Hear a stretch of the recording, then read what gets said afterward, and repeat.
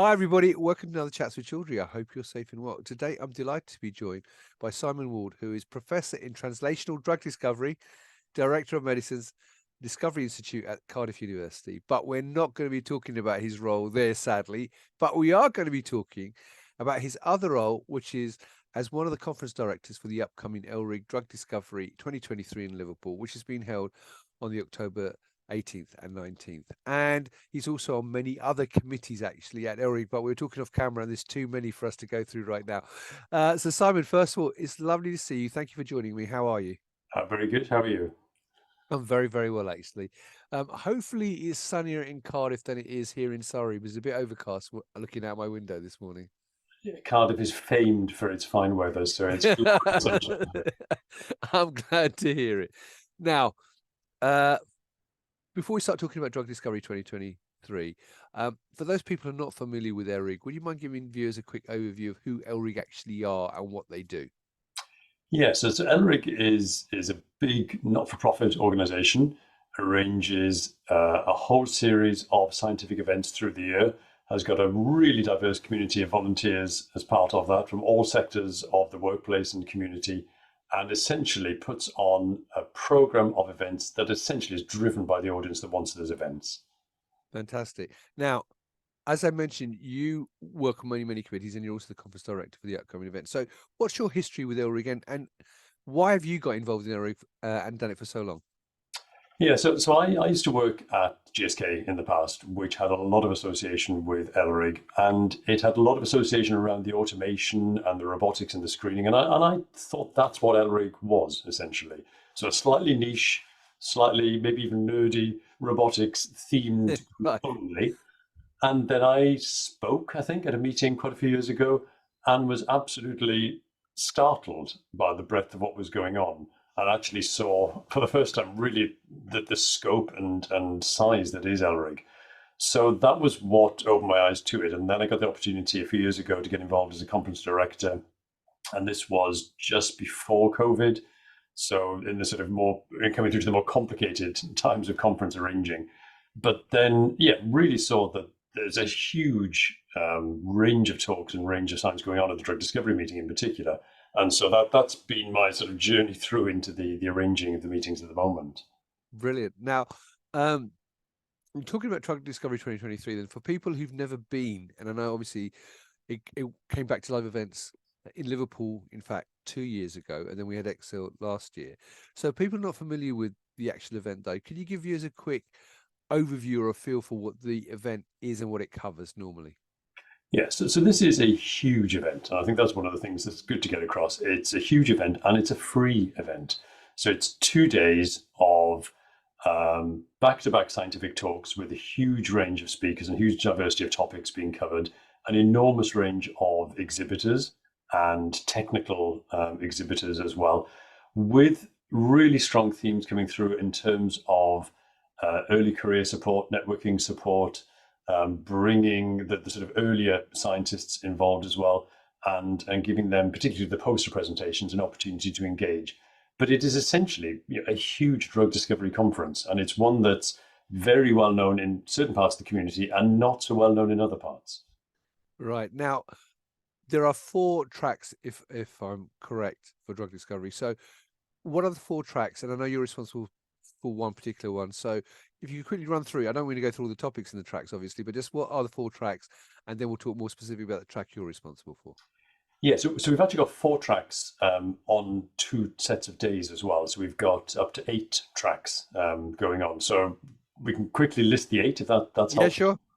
So we've got tracks around cellular technologies, cancer drug discovery, diversity in chemistry, AI, biopharmaceuticals, a general translating ideas track, hit identification, and chemistry start to clinic.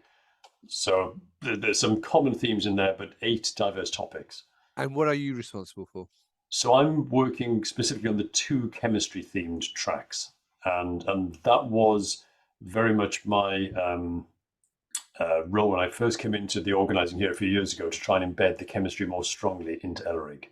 Right. So let's talk about those two tracks. So you said there's two tracks around chemistry that you're responsible for.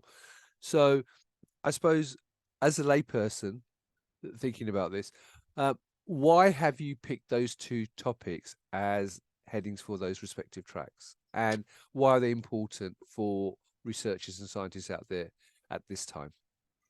So one of the huge strengths that there was in ELRIG in the previous meetings was an enormous range of biological, cellular, biotherapeutics technologies.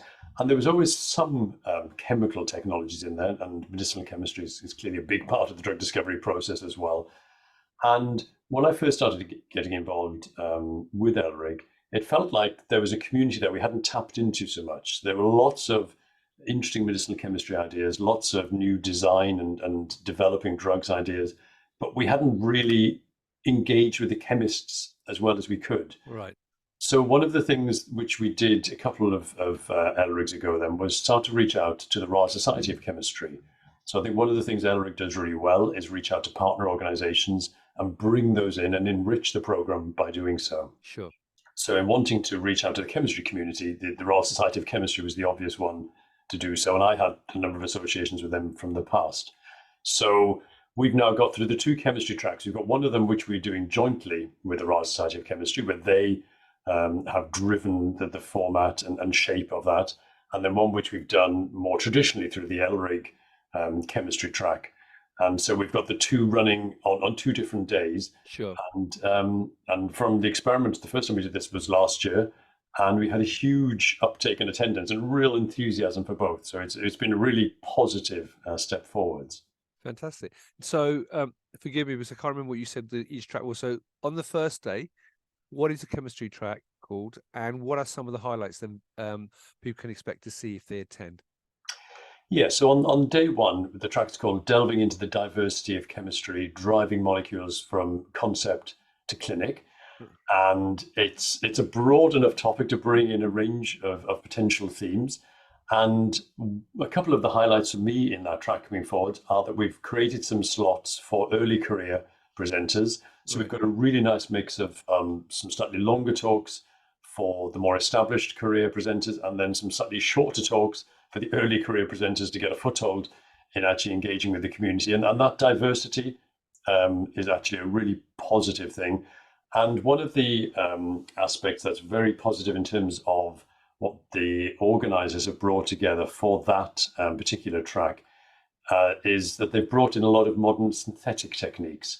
So when we have all these clever ideas about how to design molecules or the types of drugs we might like to have, often we sort of overlook the fact that, well, but you've actually got to make these things. So there's a chemist somewhere has actually got to get in the lab and make these and bring in new technologies that enable us to do so. So we've got a number of talks there which actually tackle the basic principles of synthetic chemistry as underpinning the drug discovery process.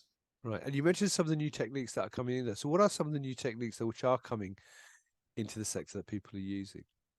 So we've got a couple of presentations. We've got one very exciting one from Alison Frontier at the University of Rochester, which is going to be around iterative cyclization cascades. So that's going to be, I guess, opening some of our eyes in terms of some of the different ways we can think about designing synthesis behind chemistry and the different techniques we could bring behind that. We've got talks from the University of Birmingham, there's James Craig, and that's going to be coming into some, I guess, coming out of our sort of comfort zone as a chemist, a medicinal chemist, and coming into more inorganic, supramolecular chemistry. And that's going to, I think, challenge the audience a bit and also open our minds to some of the new potentials. And then we've got some really interesting biocatalysis opportunities and talks coming from Godwin Aleku from London as well. So we've got a lot of, there's going to be a bit of a mix of a range of new technologies that are probably going to be, for me, a little bit unfamiliar. Going to learn by going there as well and actually get my mind and, opened, I think, a bit by the speakers there. Fantastic. And on day two, what's the chemistry track on day two? And again, what are some of the highlights for you? So day two is the one that the Royal Society of Chemistry have brought together with us, and it's very much about chemistry enabling drug discovery right from the start of the process through to the drug coming along. And so what they've tried to do is to think about all the different stages that you have in drug discovery and how those come together and where chemistry underpins those in different ways. And so there are elements where right at the start, in terms of how does chemistry underpin choosing the right target to go after, drug discovery wise. And super exciting to have Paul Workman stepping out of the ICR as a really big name speaker here, who's going to talk around chemical probes and actually how we use chemistry to really ask those key early biology questions to understand drug discovery. We've got some really nice case studies coming through from UCB, GSK in terms of people who've done this then and actually learnt, and they're going to share the pain as well as the pleasures, I'm sure, that they've been through on the ways. And we've got, again, some slightly more, I guess, interesting new technologies and how people have tackled coming at antiviral technologies as well, from another GSK talk that's in there. So it's a lot about where chemistry enables, I guess, the broader science of drug discovery. Fantastic. And right, now, obviously, you've talked about your tracks, but as someone who's obviously attending the conference, I know you'll be busy running around making sure everything's running smoothly for the tracks. But outside of your own particular tracks, is there anything else you're really looking forward to attending Drug Discovery 2023 this year? Yeah, I guess on a personal level, and it's just the catching up with people. I mean, as a really, really simple thing to say, and as you mentioned that the first meeting back we had in Liverpool 2 years ago, after the first post-COVID meeting, and actually that face-to-face, that physical reconnecting is hugely important. And it's one of the things which I think we all recognize that we lost a lot. And it's one of the things which is enormously valuable, because every time I go to ELRIG, it's always a great meeting and I always get a lot out of the talks. But I also end up missing some of the talks because I get sidetracked in meeting with colleagues, and in particular in getting new things off the ground. So you get new ideas, there's a chance to really stimulate some new activities going on. So for me, it's a really, really fertile area for finding new colleagues who we might want to recruit, finding new projects we might want to get started, actually finding new ways forwards so it's a sort of a business environment as well as the drug discovery environment, which is super, super useful for me. Brilliant. Now, you sort of answered this, but last question for you is, if anybody's watching this and has not registered yet for ELRIG, silly people if they haven't, but there's still time, what would you say to them that why they should be coming to ELRIG Drug Discovery 2023 in Liverpool on the 18th and 19th? Yeah, I mean, for me, it's very simple. It is the biggest drug discovery meeting that's going on in the UK, and presumably one of the biggest in Europe, and it is free. But beyond that, I think the opportunity, the breadth of people you can network with across scientific disciplines and across career stages is huge. And I think I definitely encourage people to come, but I would particularly encourage the people to come who have not come to meetings before. So we've put an awful lot of work into thinking about somebody who's coming who's a bit nervous about attending a conference, isn't coming with maybe the group of friends or peers they would normally attend meetings with. A lot of effort and thought into how to make that a good and positive journey for them. And actually for them and the networks you can build at the start of your career journey, this is a super, super useful thing to do. And I really couldn't stress that enough. So definitely would encourage the early career attendance, really, as a primary thing to focus as a meeting this year.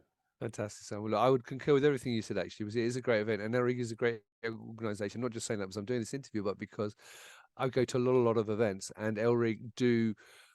Obviously, it's made up of all volunteers, which is fantastic that you all put the effort in on top of your day jobs, but also they do think very much about the people who are coming. Even as this is putting the food on for free and stuff like that, which not all event organisers do. To try and make it as easy as possible for people to make the most out of the event. So there you go, viewers. Hopefully you're already signed up. If you're not, the link is above the video. Click on it, find out more, register for the event, and join Simon and myself and everybody else at ELRIG Drug Discovery in Liverpool on the 18th, 19th. So hopefully I'll see you there. I'll see Simon there. And Simon, thank you very much for taking the time out of your busy schedule to talk to me. Much appreciated. I hope the planning goes well, and I look forward to seeing you in Liverpool in person as well. Yeah, likewise. Thanks for your time. And thank you, viewers. Until next time, as always, stay well and stay safe. Bye-bye.